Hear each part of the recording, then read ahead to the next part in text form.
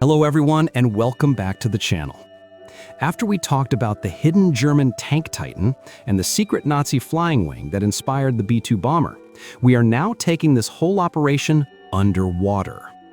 Today we are diving deep into the secrets of the Atlantic to uncover arguably the most revolutionary piece of technology the Germans produced in World War II, and the one that the United States Naval Command tried hardest to forget: the Type XXI U-boat, or as the Allies quickly called it, the Electroboat.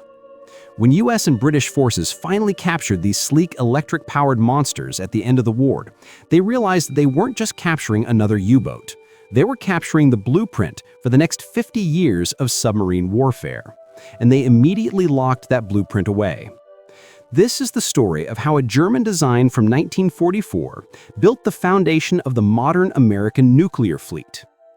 To truly understand the terror of the Type XXI, we need to quickly rewind to the height of the Battle of the Atlantic, around 1943. German U-boats were wreaking havoc, but they had one critical, fatal weakness. They were basically just surface ships that could temporarily dive. To run their diesel engines, get oxygen, and most importantly, recharge their batteries, they had to surface, often for many hours at a time. And when they surfaced, they were easy targets for Allied aircraft and radar. It was a deadly game of hide and seek, and by 1944, the Allies were winning. The U-boats were being massacred. Admiral Karl Dönitz, the commander of the German U-boat fleet, knew the game was over unless a miracle happened. His order to his naval architects was simple: build a submarine that could stay underwater. Build a true submersible. The result was the Type XXI, a revolutionary design that looked like it belonged to the 1980s, not 1944. And the Americans would soon be terrified of it. The Type XXI was a complete break from the past. The first thing you notice is the hull. Older U-boats look like fat surface ships built to cut through waves. The Type XXI looked like a massive, sleek fish. Its hull was perfectly streamlined to minimize drag underwater. This gave it a blistering underwater speed of over 17 knots. Think about that for a second. The Allied destroyers hunting them often couldn't go much faster than that on the surface. For the first time, a submarine could simply outrun its hunter while submerged. But speed was only half the equation. The real secret weapon was power. The Type XXI carried an absolutely colossal bank of batteries, 3 times the capacity of its predecessors. This huge battery bank gave it phenomenal endurance, allowing it to stay fully submerged for days, sometimes even weeks, creeping along silently on electric motors. This is why the Allies dubbed it the Electroboat. It was quiet, fast, and almost impossible to detect using the acoustic equipment of the time. And finally, the ultimate game changer: the snorkel. This might seem simple now, but the snorkel was a breathing tube that allowed the boat to run its diesel engines just below the surface, enough to recharge the batteries and refresh the air without ever fully exposing the hull to radar or aircraft. This removed the one fatal weakness all previous submarines had.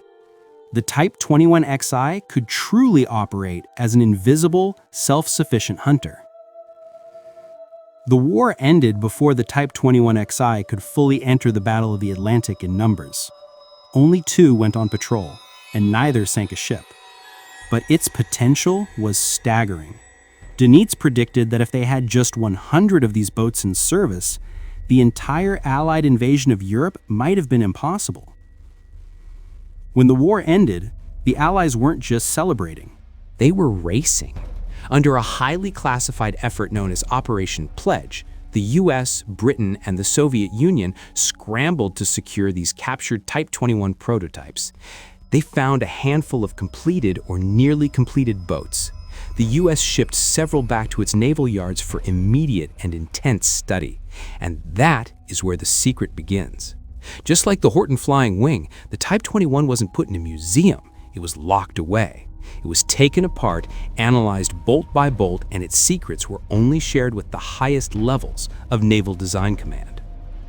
Why all this secrecy? Because the US Navy instantly understood that the Type 21 wasn't a relic of the past, it was the entire future. The Cold War was just beginning, and the race to dominate the oceans was on.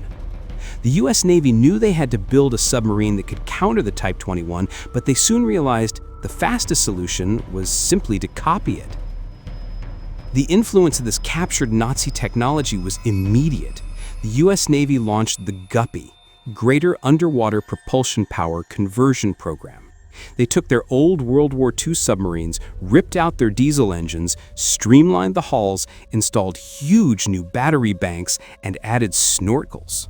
These WWII subs were essentially American versions of the Type 21, and they became the backbone of the US fleet during the early Cold War years, designed specifically to fight the emerging Soviet fleet, which ironically was also busy copying its captured Type 21s. But the Type 21's most lasting legacy is in its design philosophy. Its streamlined teardrop hull, its focus on underwater speed and silent operation, and its massive power system, all of these concepts laid the direct foundation for the first nuclear-powered submarines, like the USS Nautilus, and every subsequent class, right up to the modern Virginia-class attack submarines. The Type 21 proved the feasibility of the true submersible. It was the crucial technological bridge between the surface-skimming U-boats of World War II and the silent, deep-diving nuclear titans of today.